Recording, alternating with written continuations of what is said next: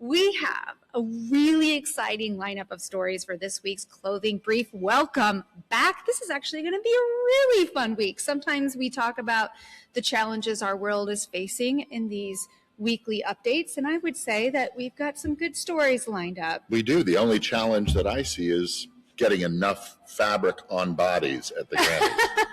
That was kind of a challenge Absolutely this year. right. You know, yes, this last Sunday was the Grammys, and true to always, there was a wide variety of expression in fashion. For sure. And, you know, some highlights, I would say, like Bad Bunny and Schiaparelli, like that was pretty cool. A big moment. We have some really creative, like, you know, mashups with crazy suiting that was very avant-garde. Audrey Nuna sporting that, and like you had alluded to, Bret, a lot of naked looks. Must be global warming. It's hot underneath the lamps. They're Yes, yeah. Some people have come under a little bit of fire for it.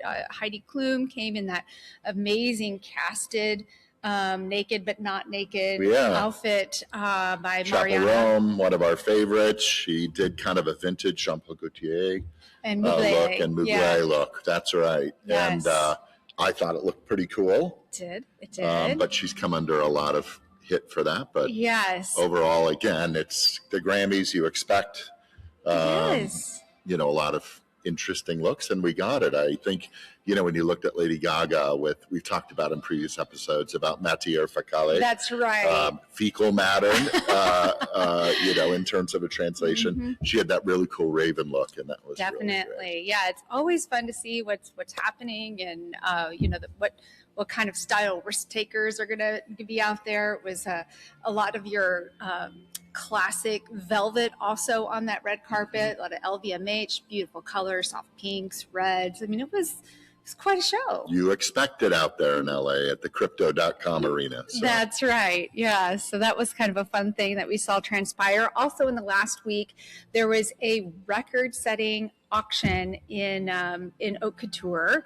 Muna Ayoub. Yes. The over $6 million. Talk about upcycling old garments in your closet. I know. You've been. There's hope for you.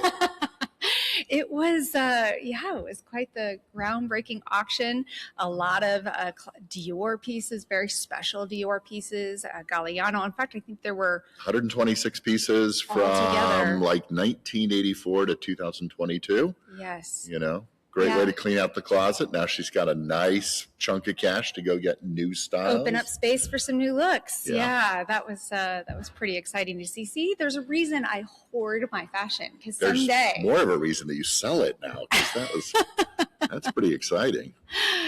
This last weekend, in addition to, of course, the Grammys and auctions and all kinds of things happening, St. Louis had a couple really wonderful moments that are worth sharing. So now celebrating Black History Month, Neiman Marcus hosted a wonderful celebration that Euro Newsome has curated. We had the opportunity to experience this last year. It was a wonderful collection of designers and multi-experiential event with a fashion show and exhibitions, and really kicking off this month-long celebration. And something that I think is really wonderful about this particular collaboration, Euro Newsome, designer herself and the creator of the event, was awarded a proclamation by the mayor of St. Louis, Kara Spencer, for uplifting, celebrating, creating access, visibility, and opportunity for Black artists, and has now deemed January 31st as Black Creatives in the Lou Day. Isn't that wonderful? That's awesome. Yeah. Shout out to Dan at Neiman and Saks now in St. Louis for really supporting this.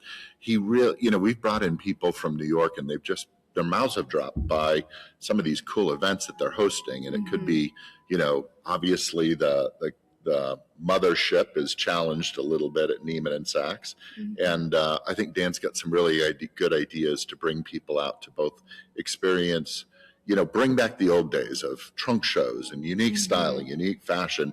And I think it results in increased sales. I think it's a great model for the rest of the stores around the nation if they're not doing that already. It's also creating a platform for these emerging designers Yeah. and we talk about how important that is, and it's a responsibility of retail to not just embrace those that are tried and true, but like let's open our doors and celebrate some of the emerging talent that's out there and give them opportunity. And the stories, Absolutely. A story that was celebrated during this event, there was a Ty Davis tribute. We mentioned Ty Davis a couple of weeks ago and his unfortunate passing, and Euro being close to Ty and the whole community having had the opportunity to collaborate with him in many different ways. I mean, he was a musician, a fashion designer, a chef, you name it. He just kind of did it all, a true Renaissance man. And so they had a opportunity to honor him during that event, which was really, really wonderful. And made February 1st. That's the other thing. There was another proclamation revealed at this event. And yes, and February 1st is the annual Ty Davis Day. So well deserved. His legacy will definitely live on through his art, his influence, and the community will continue to celebrate him always. So our final story for this week, well, we could actually chat about a couple things. There was an announcement on tariffs. Yeah, so great news on tariffs. We try to bring that to your attention as we get it. There's still a little bit of grayness around this. As you know, with India, the current administration, they had an existing tariff, about 25%, and then they slapped on an additional 25% tariff. So a 50% additional tariff on top of the duties that they are already collecting as taxes to India. And that's been going on, and negotiations have moved rather slowly for the second largest, or the first largest nation in the world, and second largest kind of commercial nation. And I think that, we've all been anxious. We've got offices there. We've been looking forward to seeing those tariff reductions for a while. And yesterday it got announced that in essence, the negotiations gone through and they're dropping the tariffs to 18%. But the question remains, what about the penalty tariff of 25% that's still out there? And so we're trying to get the information. There's not a specific date set for that, reduction in tariff, and there's still a little bit of confusion out there. Our hope is that it drops to 18%. We certainly wish tariffs would go away entirely. They are a double taxation with the American consumer, but at least 18% brings a very, very large nation that produces a lot of apparel for our industry back into play. Yeah, that's great. We'll continue to keep tabs on that. At least we're seeing forward progress. So that's very good news. Last week we had, of course, all of the wonderful Couture Week happening in Paris, and it has been fun to see what spun out of those collections. One of the things that really struck me was brands are going back to featuring a bridal look at the close of the show. Makes perfect sense, right? Very lucrative business. It does. I mean, we're talking about global revenue for bridal gowns in general is $46.1 billion projected this year. And if you look at the broader just bridal wear altogether, it's a $71 billion industry. So of course they should take advantage of this extremely important moment. Yeah. So I was really excited to see, houses like Dior really showed a beautiful bridal piece. In fact, I've had a lot of people sending that over to me like, hey, you should take a look at this. You should get married because it's a trend. It is a trend. Yeah. Well, the truth of it is we are getting married. Yeah. So that's a little bit of wonderful news we have to share with you. I know a lot of our friends that do keep in touch with our podcast and us are well aware of this wonderful news, but many of you who do not know, you are now being brought into the full excitement that we have planned this year. So we are, in fact, as a part of getting into the whole bridal gown exploration, heading out to New York this weekend. And guess who we get to meet?